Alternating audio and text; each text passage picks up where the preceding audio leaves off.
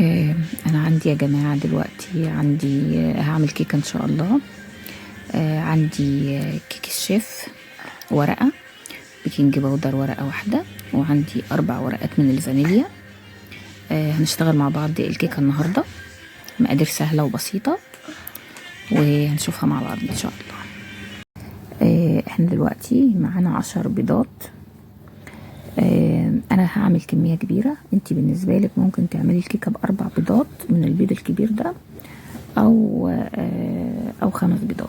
تمام. انا عندي هعمل 10 كبير. كوبايه سكر. الكوبايه دي هتاخد معاكي 3 كوبايات سكر بالحجم ده.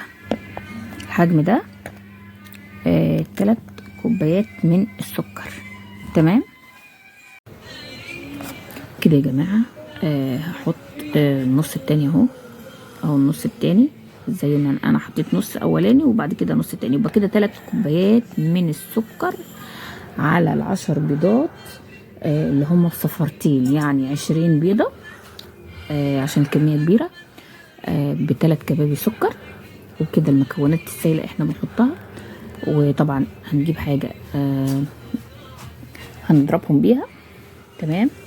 وطبعا هنحط لبن دلوقتي اهو. كل ده على فكرة هيتضرب تاني في الخلاط. تمام، يعني ده هيتضرب تاني في الخلاط. تمام. ليه انا بعمل الحاجة دي؟ هقولك، عشان انا عايزة ادوب الصفار مع السكر. الصفار مع السكر. ونسيت اقولك حاجة، السكر بتاع الكيكة مش لازم يكون ابيض، يعني الاصفر مش مشكلة، يعني شغال. انا حطيت على فكرة السكر اللي هو الاصفر عادي، مش مشكله، ما هو شغال، يعني هيسكر برضو وتبقى كيكه حلوه وجميله، وهتبقى حاجه حلوه مش وحشه على فكره. امهاتنا زمان كانوا بيعملوا الكيكه بايديهم والله بجد، ولا كانوا بيلبسوا جوانتي ولا اي حاجه، ولا كمان بيضربوه في الخلاط ولا اي حاجه، وكانت بتطلع كيكه جميله جدا. وكانوا كمان بيعملوه في الفرن البلدي لو تفتكروا، يعني الفرن البلدي اهو. ابتدي انا اضرب كده بالمعلقه. انا بعمل الحاجه اللي ممكن في ايدك ممكن تعمليها اهو. انا بعد كده هضربه في الخلاط، بس انا بقولك الاول ان انت ممكن تعملي الطريقه دي الاول، للي مثلا مش عايزه مثلا تعملها في الخلاط او ما عندهاش خلاط مثلا. تمام اهو. انا عملت بدوب السكر اهو. والله يا جماعه داب، والله داب من غير اي حاجه، يعني هو مش لازم برضو الخلاط، بس عشان بس المكونات تتضرب كلها هضربها في في الخلاط. طيب انا كده اهو. والله المعلقه جميله، المعلقه عندي احلى من الخلاط بكتير اهو.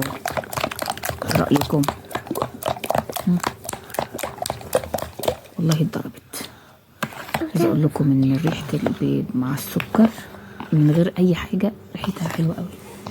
تمام. طيب مش اتضربت اهو؟ اتضربت، بس يعني هتتضرب حاجه بسيطه في الخلاط عشان السكر يدوب مع البيض. تمام. هحط دلوقتي اللبن وهوريكم احط اللبن ازاي، هنشوف مع بعض دلوقتي اهو. انا حطيت طبعا في الفاصل ال3 كوبايات دقيق، كده 3 كوبايات دقيق. هجيب بقى الفانيليا، هحط طبعا 4 ورقات من الفانيليا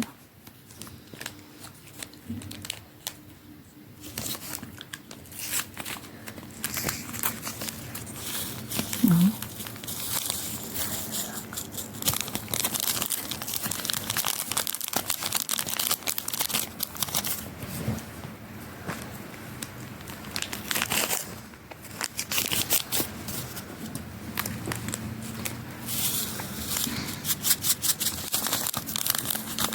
كده يا جماعه. دي تاني ورقه،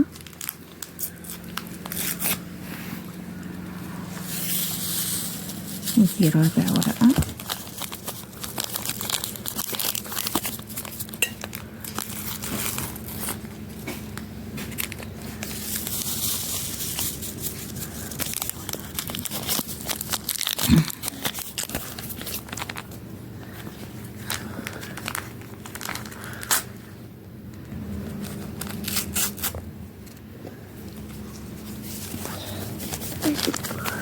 ورقة بيكنج باودر. يبقى انا كده 4 ورقات من الفانيليا وورقة كاملة من البيكنج باودر اهو يا جماعة. الورقة كلها محتاجة لازم افضيها اهو. مش عايزة حاجة تتبقى انا من الكيس. كيك الشيف اهو، ده كيك الشيف ورقة كاملة هحطها اهو.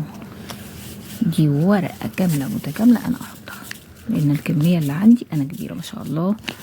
انا عاملة 10 بيضات في صفرتين بيض، يعني قولي 20 بيضة، لان انا هعمل زي ما انا قلت لكم كده هعمل كمية من الكيس كبيرة شوية.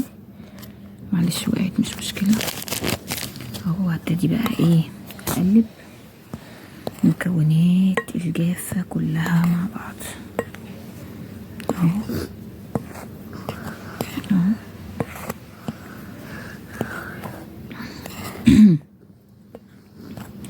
قلبي المكونات كلها على قد ما تقدري عشان انا عايزة اخليها تتغلغلها كلها اهو. دقيق مع المكونات الجافة اللي هي الفانيليا، 4 ورقات من الفانيليا وكيس كيك الشيف وكيس بيكنج باودر اهو كده يا جماعة. تمام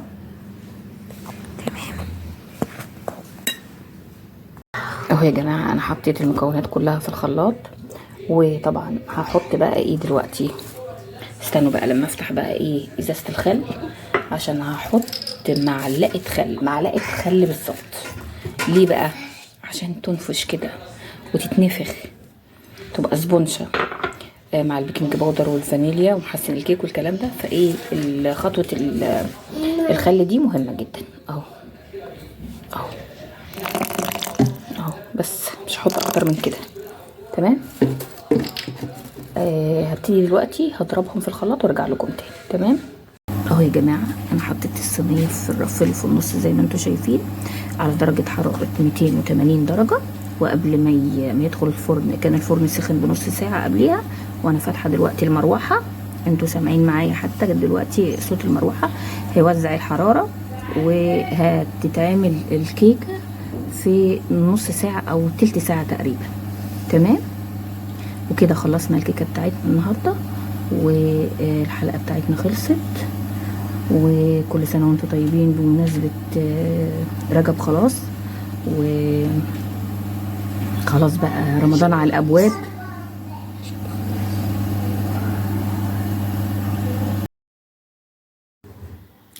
اهو يا جماعه بعد ما طلعت الكيكه من الفرن واستوت وطلعتها، انا في مقطع صورته،